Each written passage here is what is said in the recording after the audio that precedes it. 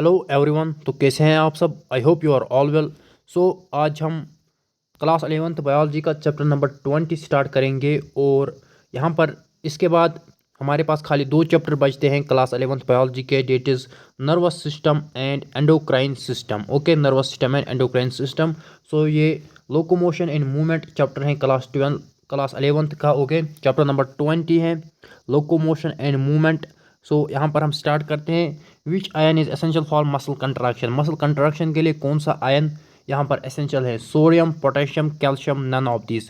So the correct option is option C, that is calcium. So calcium बहुत important होता है muscle contraction के लिए।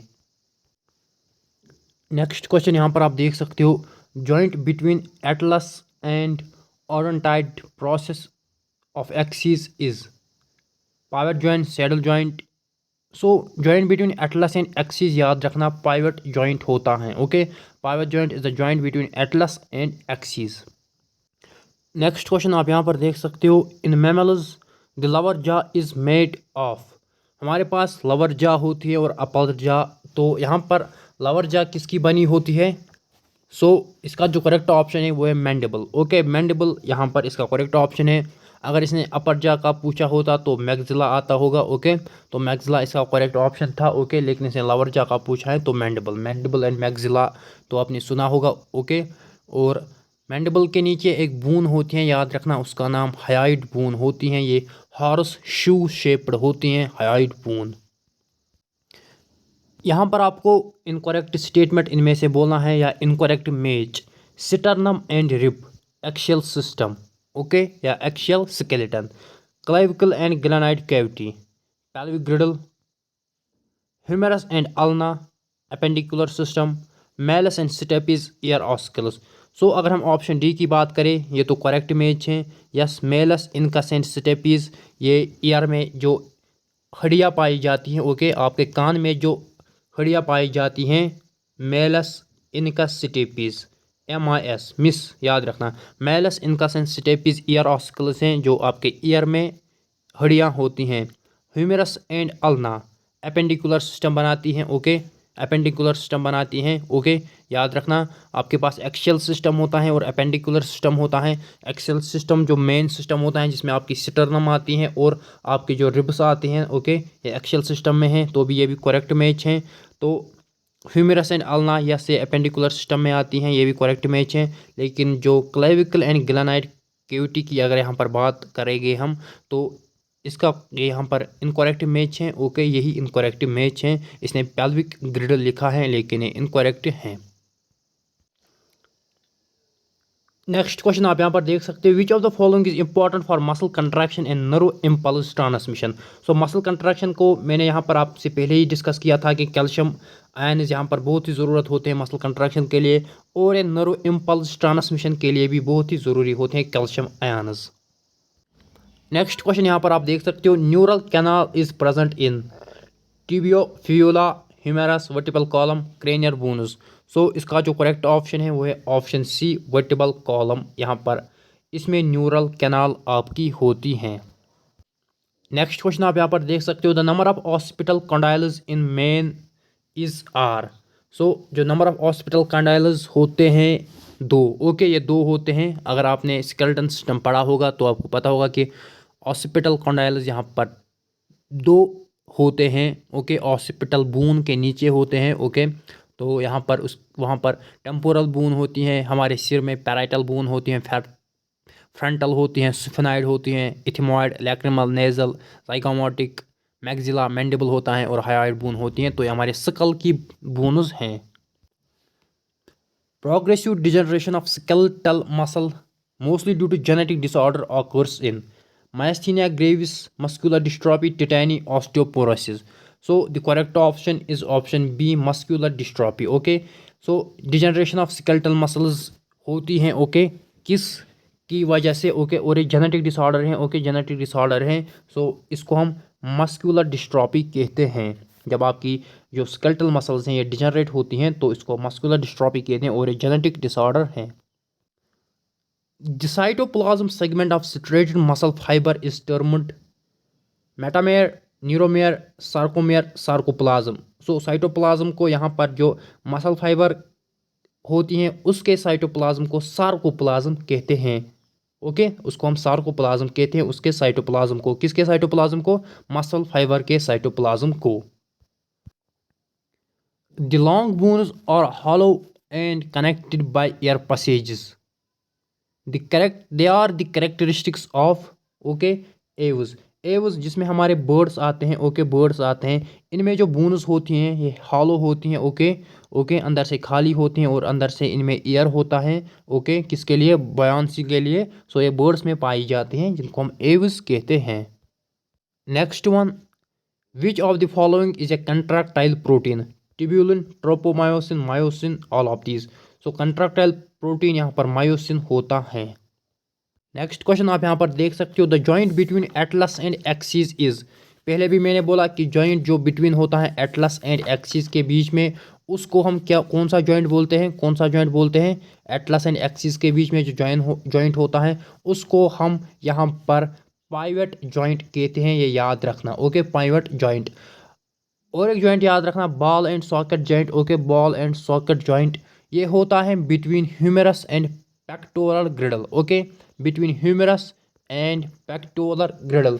तो ह्यूमेरस आपकी यहाँ पर बून है, ओके, जो आपकी आर्म होती है, ओके, आपकी जो आर्म होती है, और जो ऊपर वाली बून है आपके आर्म में उसको हम ह्यूमेरस कहते हैं। और जो आपका शोल्डर होता है वहाँ पर पेक्टोरल ग्रिडल होता है। तो यहाँ पर आपके जो ह्यूमेरस हैं और जो पेक्टोरल ग्रिडल है इनमें एक बोन होता है, उसको हम बॉल एंड सॉकेट, सॉरी, एक जॉइंट होता है, उसको हम बॉल एंड सॉकेट जॉइंट कहते हैं। हिंज जॉइंट की बात करें तो ये नी में होता है, नी जॉइंट को हम हिंज जॉइंट कहते हैं। Pivot joint between atlas and axis होता है, okay, between atlas and axis pivot joint होता है, मैंने बोला है, ओके। और पेक्टोरल ग्रिडल एंड ह्यूमेरस के बीच में कौन सा जॉइंट होता है? शोल्डर जॉइंट या ball and socket joint.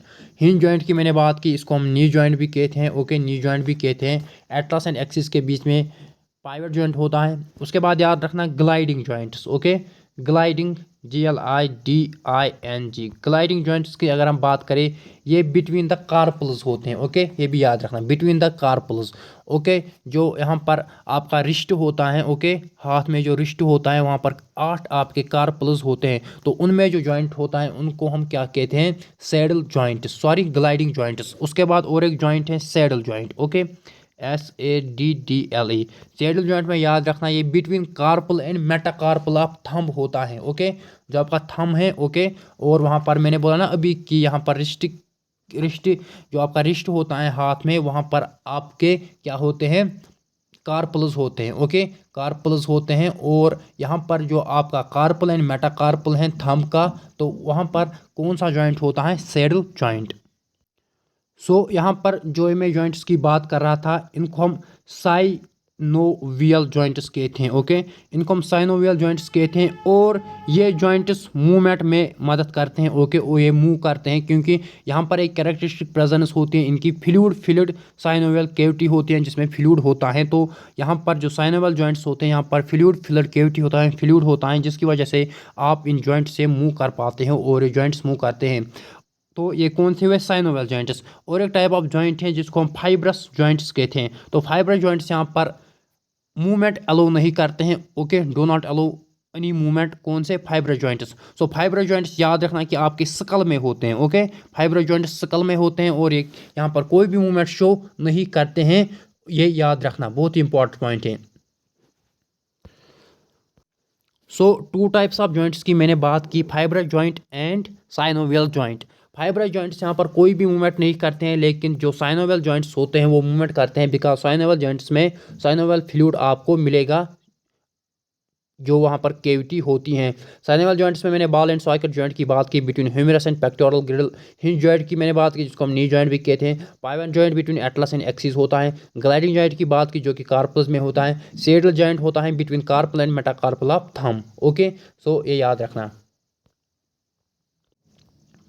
Next question आप यहाँ पर देख सकते हो, in human beings the cranium is formed by 8 bones of which 2 are paired, 14 bones of which 6 are paired, 12 bones of which 4 are paired, 10 bones of इस 2 are paired. सो जो आपका cranium होता है जो आपके ब्रेन को प्रोटेक्ट करता है, ओके, और ये यहाँ पर बना होता है 8 बोन्स का, ओके, 8 बोन्स का, जिसमें 2 बोन्स पेयर होते हैं।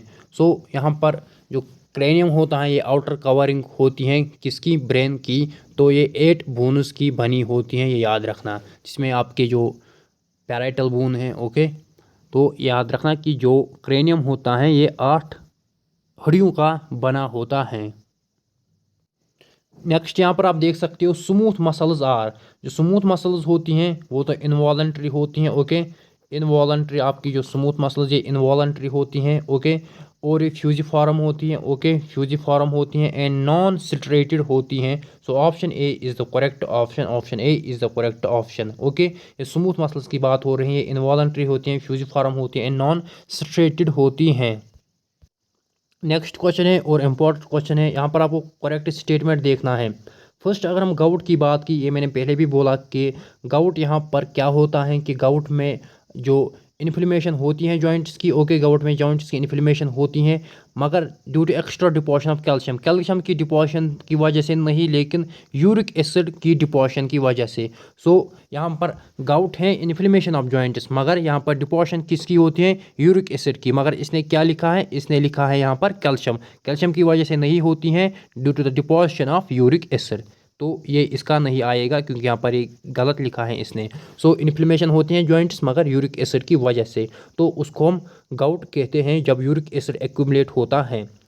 ऑप्शन बी की अगर हम बात करें, muscular dystrophy, age related shortening of muscles, यहाँ पर आप देख सकते हो जो मस्कुलर डिस्ट्रॉफी होती हैं इसमें डिजनरेशन ऑफ स्केलेटल मसल्स होती हैं, ये मैंने पहले भी बोला, okay, degeneration of skeletal muscles होता, मगर जो ये मस्कुलर डिस्ट्रॉफी हैं ये जेनेटिक डिसऑर्डर हैं, पहले मैंने बोला है उस क्वेश्चन में, मैंने एक क्वेश्चन में बोला है कि ये जेनेटिक डिसऑर्डर हैं, okay, muscular dystrophy genetic disorder है, ना कि एज रिलेटेड। इसने यहाँ पर लिखा है एज रिलेटेड, ये एज रिलेटेड नहीं है बल्कि ये क्या है, ये जेनेटिक हैं, ओके, ये जेनेटिक डिसऑर्डर हैं, okay, muscular dystrophy genetic disorder है, ना कि एज रिलेटेड, याद रखना, मस्कुलर डिस्ट्रॉफी जेनेटिक डिसऑर्डर है। और यहाँ पर इसमें क्या होता है कि डिजनरेशन ऑफ स्केलेटल मसल्स। उसके बाद यहाँ पर ऑस्टियोपोरोसिस इसने लिखा है, decrease in bone mass, yes, bone mass decrease होता है and higher chances of fractures with ageing, yes, ये करेक्ट ऑप्शन है। ऑस्टियोपोरोसिस यही है कि बोन मास आपका डिक्रीज होता है, ओके, और यहाँ पर हाई चांसेस ऑफ फ्रैक्चर्स होंगे, ओके, फ्रैक्चर्स बहुत ज़्यादा होते हैं और ये एजिंग की वजह से होती हैं, ओके। जो मस्कुलर डिस्ट्रॉफी थी वो जेनेटिक डिसऑर्डर था, ना कि एजिंग के साथ, ओके। सो ऑस्टियोपोरोसिस एजिंग के साथ हैं और यहाँ पर बोन मास कम होता है और फ्रैक्चर बढ़ने के ज़्यादा चांसेस होते हैं। सो एक करेक्ट ऑप्शन है। ऑप्शन डी की अगर हम बात करें, माइस्थीनिया ग्रेविस, माइस्थीनिया ग्रेविस याद रखना कि ऑटो इम्यून डिसऑर्डर है। बहुत ही इंपॉर्टेंट पॉइंट्स ये हैं कि माइस्थीनिया ग्रेविस एक डिजीज़ है जो कि ऑटो इम्यून है। तो मस्कुलर डिस्ट्रॉफी क्या है, मस्कुलर डिस्ट्रॉफी जेनेटिक है, माइस्थीनिया ग्रेविस क्या है, ऑटो इम्यून है। तो ये आपको याद रखना है, कंफ्यूज नहीं होना है कि माइस्थीनिया ग्रेविस ऑटो इम्यून है, मस्कुलर डिस्ट्रॉफी क्या है, age related, sorry, muscular dystrophy क्या है, जेनेटिक डिसऑर्डर। सो ये पॉइंट्स आपको याद रखने हैं। और यहाँ पर जो माइस्थीनिया ग्रेविस हैं ये ऑटो इम्यून डिजीज़ हैं which inhibit sliding of myosin fibrils, लेकिन यहाँ पर इसने गलत लिखा है, ओके, यहाँ पर इसने गलत लिखा है। Yes, myasthenia gravis auto immune disorder है, लेकिन यहाँ पर क्या होता है, यहाँ पर जो न्यूरोमस्कुलर जंक्शन है वो यहाँ पर इफेक्ट होता है, ओके, और यहाँ पर आपकी वीकनिंग होती है और पैरालिसिस ऑफ स्केलेटल मसल्स। तो याद रखना यहाँ पर न्यूरोमस्कुलर जंक्शन यहाँ पर इफेक्ट होता है माइस्थीनिया ग्रेविस में, ये ऑटो इम्यून डिसऑर्डर हैं। सो बहुत सारे पॉइंट्स मैंने बोले। गाउट मैंने पहले बोला गाउट क्या होता है। सो गाउट में इन्फ्लेमेशन जॉइंट्स की होती हैं लेकिन extra deposition of uric acid, ना कि कैल्शियम। सो गाउट में इन्फ्लेमेशन जॉइंट्स होती हैं because of accumulation of uric acid crystals. अगर हम मस्कुलर डिस्ट्रॉफी की बात करें, ये यहाँ पर जेनेटिक डिसऑर्डर है, मस्कुलर डिस्ट्रॉफी जेनेटिक डिसऑर्डर हैं जिसमें आपकी स्केलेटल मसल्स डिजेनरेट होती हैं। उसके बाद अगर हम यहाँ पर ऑस्टियोपोरोसिस की बात करें, ऑस्टियोपोरोसिस इसने ठीक लिखा है, यहाँ पर ऑस्टियोपोरोसिस भी एज रिलेटेड है, ओके, ऑस्टियोपोरोसिस याद रखना कि एज रिलेटिंग है, विथ एजिंग से होती है ऑस्टियोपोरोसिस। जब यहाँ पर एज आती है, बूढ़े होते हैं, तो यहाँ पर बोन मास डिक्रीज होता है और फ्रैक्चर होने के चांसेस बढ़ते हैं। माइस्थीनिया ग्रेविस की बात करें, यस, ये ऑटो इम्यून डिसऑर्डर हैं, ओके, लेकिन इसमें क्या होता है कि इसमें जो न्यूरोमस्कुलर जंक्शन है वो यहाँ पर इफेक्ट होता है, तो ये याद रखना। और यहाँ पर और आपको दो डिसऑर्डर्स याद रखने हैं। एक तो आर्थराइटिस, आर्थराइटिस सिंपली याद रखना, ओके, ARTHRITUS, आर्थराइटिस सिंपली याद रखना। इन्फ्लेमेशन ऑफ जॉइंट्स, जब जॉइंट्स में इन्फ्लेमेशन होती हैं तो इसको आर्थराइटिस याद रखना। और एक याद रखना टिटेनी, टिटेनी याद रखना। वाइल्ड कंट्राक्शंस, ओके, वाइल्ड कंट्राक्शन जब होते हैं आपके मसल्स में, या रैपिड स्पाज्म्स आपके मसल्स में होते हैं, तो उसको हम टिटेनी कहते हैं, याद रखना। TETANY, टिटेनी याद रखना। वाइल्ड स्पाज्म्स या wild contractions due to low calcium 2 positive ions in the body fluid, जब यहाँ पर लो कैल्शियम 2 पॉजिटिव आयन्स होंगे तो उससे एक डिसऑर्डर होता है जिसको हम टिटेनी कहते हैं। वाइल्ड स्पाज्म्स या रैपिड स्पाज्म्स होते हैं। तो डिसऑर्डर्स भी इसी के साथ कंप्लीट हुए, जॉइंट्स का भी मैंने कंप्लीट बोला है। नेक्स्ट क्वेश्चन आप यहाँ पर देख सकते हो, stimulation of muscle fibre by motor neuron occurs at sarcoplasmic reticulum, myofibril, transverse tubules, neuromuscular junction. So the correct option is option D, that is neuromuscular junction। जो जब आपकी मसल फाइबर स्टिमुलेट होती हैं, जब इसको कंट्रैक्ट करना होता है, ओके, किसी भी टाइम, ओके, जब आपको यहाँ पर आपकी मसल फाइबर कंट्रैक्ट करती हैं, ओके, भाई मोटर न्यूरॉन जब यहाँ पर सिग्नल भेजती हैं, ओके, सो यहाँ पर स्टिमुलेशन कहाँ पे होती है, न्यूरोमस्कुलर जंक्शन, ओके। न्यूरो यहाँ पर नर्वस से याद रखना, नर्वस सिस्टम यहाँ पर मोटर न्यूरॉन भेजेगी, और यहाँ पर मस्कुलर याद रखना कि मसल फाइबर को क्या करना है, कंट्रैक्ट करना है। सो न्यूरोमस्कुलर जंक्शन पे ये स्टिमुलेशन होती है, अच्छा पॉइंट है। In human during muscle contraction, humans में मसल कंट्रैक्शन के टाइम क्या होता है जब आपकी मसल्स कंट्रैक्ट करते हैं, actin filaments shorten, A, I and H bands shorten, A band remains the same, sarcomere does not shorten। So A band यहाँ पर सेम रहता है, ओके, A band सेम रहता है मसल कंट्रैक्शन के टाइम, याद रखना। नेक्स्ट क्वेश्चन आप यहाँ पर देख सकते हो, longest bone in lower arm is, longest bone in lower arm is. So जो आपकी आर्म होती हैं, ओके, अगर हम अब अपने आर्म की बात करें, यहाँ पर पहले तो फिंगर्स होते हैं, वो आप छोड़ो। उसके बाद जो जब आर्म स्टार्ट होती हैं तो आपके आर्म में दो हड्डियाँ होती हैं, एक तो हो गई रेडियस और दूसरी अल्ना, ओके, रेडियस और अल्ना। फिर यहाँ पर एल्बो जॉइंट होता है, फिर खाली एक हड्डी होती हैं, उसको हम ह्यूमेरस कहते हैं।